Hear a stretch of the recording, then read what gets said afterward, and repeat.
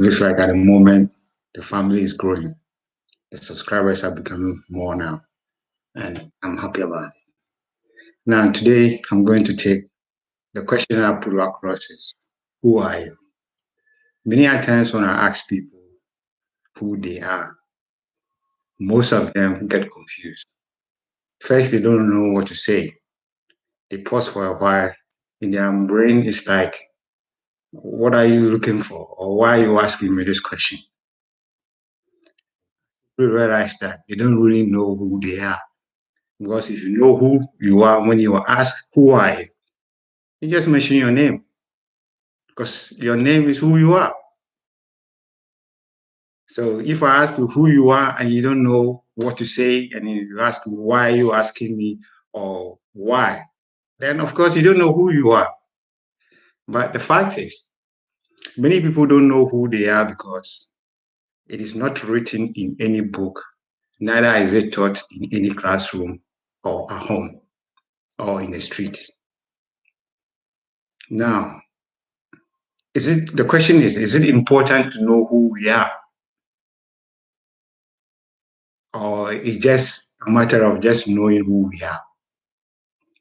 Now, knowing who you are makes you to realize the kind of potentials that you have in you as a human being. Because every human being has got a potential. Until you realize and develop those potentials, you might not realize who you are. Now, knowing who you are makes you to know who the other person also is. Because once you see who you are, you might also see that the other fellow is also a human being just like you. But if you don't know who you are, you might not see the replication in the other human being. So it's necessary that we human beings know who we are, appreciate who we are, realize the kind of potentials that we are, and know what those potentials are meant for. Because we are all here in this world for a purpose. Now, to understand who we are came the foundation of religion. At the moment, we have so many religions that have come with culture and traditions that we can count them. Some of them are noted on the internet, you can find them. Some of them too are not noted because they are not written on the net for other people to read it, but they are there. These theories from religion and all these things, the purpose of the objective of it is to guide us in finding where we have to go. But the kind of strategies that they use in coming up with those theories where some confusion coming. Now, aside with these religions and its other, there are also theories that has also been written in order for us to find a way in finding who we are. Those theories, they have their basis, but sometimes they are also confusion because of the kind of words they use in describing what they think is the right way to lead us to who we are. I might not be too much intelligent to tell you some of the things as other people might have words that they might use in writing their theories. Neither will I be intelligent enough to tell you the kind of strategies that these religious bodies use in determining the basis of their religion or its culture and tradition. But I guess I can use common sense in guiding you to understand who you are. If you're ready with me, take a ride with me.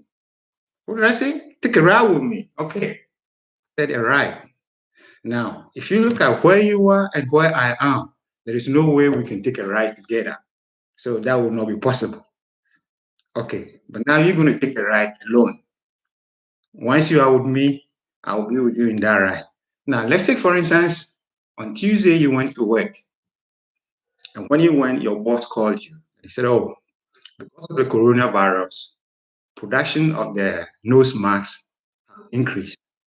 Therefore, they have to increase their production, which means while working 8 hours, you have to work this time for 16 hours. Wow. And that is going to be for 3 days, which is Wednesday, Thursday, and Friday. You manage to do the Wednesday. Tuesday, you felt like your body was telling you, hey, it's too much because the body is not used to working 16 hours a day. The body is used to working at maximum 10 hours, but now it's working 16 hours. So the body reacts to it. But somehow, of a way, you find a way to manage the body that the body can contain the pain or the stress that has come on it. So you manage the Thursday. Friday morning, you wake up, you realize that no, if you wish, you would have been on bed. But the fact is, you can't be on bed because you need to go to work. Once you're on work, you're going on the way, you say, oh, weekend is over. Weekend is just right in the corner. Tomorrow is Saturday, and Sunday is also there. We can rest to the whole time. So let's do it today. So you motivate yourself and go to work and do the job. At 18 hours come, you even go down to 18 hours. Then after the job, you decide, okay, now you've completed your job, you need to go home. You come, you take your ride, in the ride. All you want to do is to go home and just get some food to eat and rest. So you took your time to ride, you go home. Now when you go home, your stomach started rumbling. It felt like now the whole day you've not eaten so much because you didn't have much time to eat. So you go to the kitchen, you open the kitchen drawers, you realize that you don't have much food in the drawers. But then you can manage to cook something because there are some bread and salad leaves in the fridge and you can make some sandwich. So you made a sandwich. You put your television on and you started watching the television whilst you were eating. Along the line, you felt asleep. The plate was standing on your stomach. Part of the sandwich was also in your hand, lying in the plate whilst your hand was on it. Your head was just tilted on the side like this, and you were gone. Your telephone was ringing because your mom wanted to talk to you. But the fact is, you were sleeping, so you couldn't hear the call. Your neighbor was knocking on your door because there was a person that came and you were not at home. So he took it in your absence. He wanted to give it back to you. But you didn't hear it. The television was on. Everything around you, every noise around you was on. You didn't hear anything. So now the question is, the car you park at the garage, we know the car don't have a brain to think, neither does it have a feeling to feel. Now, what we know is a part of our brain is duplicated and put in the car, which is the engine, so that the car can move. That's why when we tell the car to stop, the car will stop. If we tell the car to move faster, it moves faster.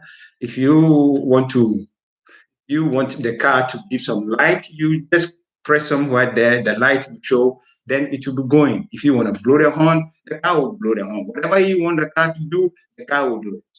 Provided that you have installed that in the car. You want the car to give you music and you have music in it, it will give you the music. If you want air conditioning in the car and you want air conditioning to be set on, it will give you the air conditioning. So whatever wish that you want, that car will provide it for you. Now, the car don't have no feelings. The car is standing at the garage. The key is out of it. So the car is somehow away dead. Dead in the sense that it cannot move, it cannot do anything, it's just at the station. Now, your body, which is also sleeping, there is television running, you can't hear, you can't see it. The telephone is ringing, you can't hear. Your neighbor is knocking on the door, you also cannot hear. You see it because you are sleeping. So the question then again becomes, what is the difference between the car standing at the garage and the body lying on the bed? You might tell me that, okay, the body is a living thing, but the car is a material. That is true, but it is just a duplication. If we look at it, you see, a car can be said that is a house because we do more things in a car than we do in a house.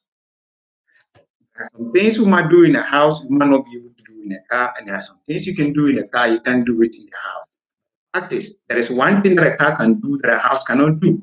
The difference is the car can move and a house cannot move. We human beings, we can move.